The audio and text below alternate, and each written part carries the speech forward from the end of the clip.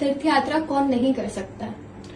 तीर्थ यात्रा देखिए, ऐसे तो कहा गया है तीर्थ यात्रा सभी को करनी ही चाहिए, पर जो नहीं कर सकता है, एक तो नास्तिक जो है, जो धर्म में नहीं मानता है, जो दूसरे अपने धर्म को छोड़कर दूसरे धर्म को पूजता है, ऐसे लोगों को तीर्थ में नहीं जाना चाहिए। इससे तीर्थ भी अपवित्र होते हैं।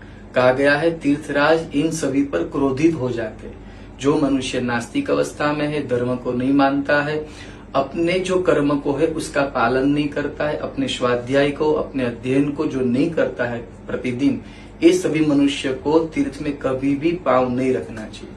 और कहा गया है तीर्थ यात्रा जहां पैदल बताइए तो पैदल ही करनी चाहिए, यदि आपकी अवस्था स्वस्थ हो तो। पर आज का ट्रेंड चला है, हम लोग तीर्थ यात्रा में जाते हैं ना तो घूमने बहाने चले जाते हैं। जैसे अमरनाथ इत्यादि यात्रा है तो कई लोग बोलते चलो छुट्टियां भी हो जाएगी और यात्रा भी हो जाएगी। इस तरह से यात्रा कभी न करें। यदि आपने वहां पर घोड़े, बैलगाड़ी इत्यादि में अवस्था स्वस्थ होने के बावजूद यात्रा की है तो यात्रा निष्फल हो जाएगी। पालकी में यदि आप बैठकर कोई यात्रा करते हैं तो उस यात्रा का फल आधा हो जाएगा। जहां पर घोड़े इत्यादि में आप बैठकर यात्रा करेंगे तो उसका भी फल निषेध है।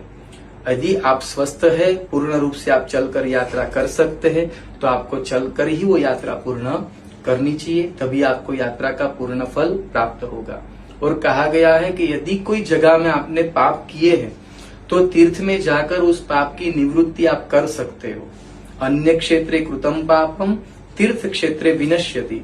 पर आपने यदि तीर्थ में जाके ही कोई पाप कर दिया तो वज्र लेपो भविष्यति, वो कभी भी उसका नाश नहीं हो सकता है, वो एक वज्र के समान बन जाएगा। इसलिए सदा तीर्थ में जाए पर पाप से दूर रहे।